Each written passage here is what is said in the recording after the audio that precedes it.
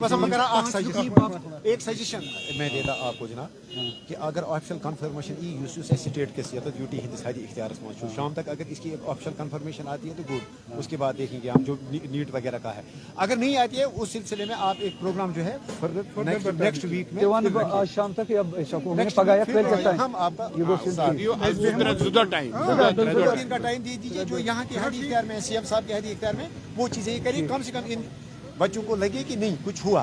اگر ہم آز رائے کہ امچ پریپریشن تہ کریں ہوا اگر ہم بیٹی ام خود گئی پہ زدہ ہم وقت ٹائم دے دو وہ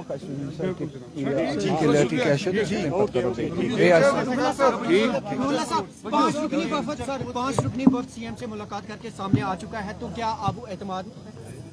میں شکر گزار ہوں کہ انہوں نے ایک ٹائم فریم دیا ہے.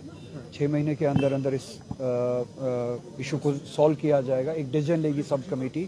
اس کا مطلب یہ نہیں ہے کہ 6 مہینے لگیں گے. 6 مہینے کے اندر اندر وہ 2 مہینے بھی ہو سکتا ہے، 3 مہینے بھی ہو سکتا ہے، اور ان 6 مہینوں میں سے 1 مہینہ پہلے ہی گزر چکا ہے، وچ مینس کہ 5 ہی مہینوں کے اندر اندر اس پہ ڈیسیژن لیا جائے گا. میں سمجھتا ہوں کہ ایک ٹائم فریم لگا ہے. ایک پازیٹیو ڈیولپمنٹ یہ ہے کہ ایک ٹائم پیریڈ کے اندر اندر یہ وعدہ دیا ہے کہ سب کمیٹی اس پہ ڈیسیژن لے گی.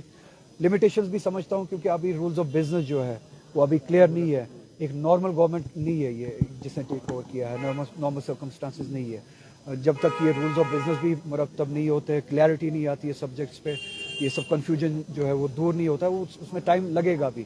اور کورٹ میں بھی جو ایک پٹیشن ہے اس پہ بھی کلیئرٹی آ جائے گی.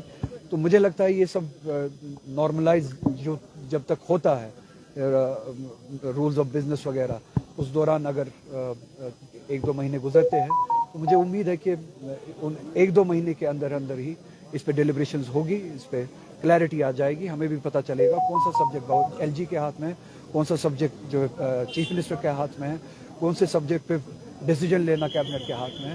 ہمیں بھی پتہ چلے گا کہ الٹیمیٹلی اگر ڈیسیجن انہیں لینا ہے، کل کو ہم یہ کہہ سکتے کلیئرٹی کے ساتھ کہ ہمیں 6 مہینے کے اندر اندر نہیں بلکہ 3 مہینے کے اندر اندر 4 مہینے کے اندر اندر ڈیسیجن چاہیے.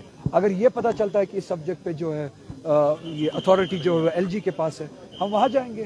آپ ابھی جو ڈسکس کر رہے تھے کہ 6 مہینے میں کئی سارے میجر پروجیکٹس ہیں جس میں ریکروٹمنٹ پروسیسز ہیں، نیٹ تو آل انڈیا لیول کا ایگزام ہے، نیٹ وغیرہ اسٹیٹ گورنمنٹ یا چیف منسٹر کے ہاتھ میں نہیں ہے، وہ اس پہ یہ رکاوٹ نہیں.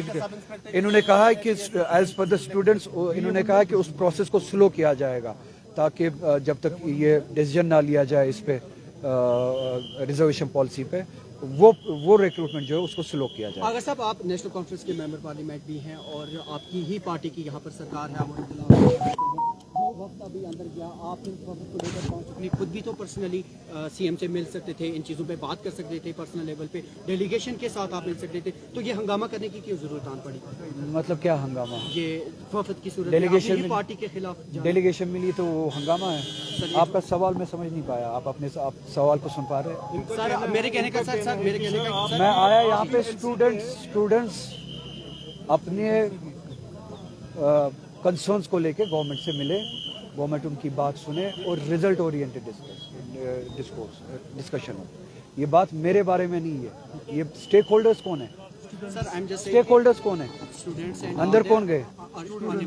تو بس کافی ہے.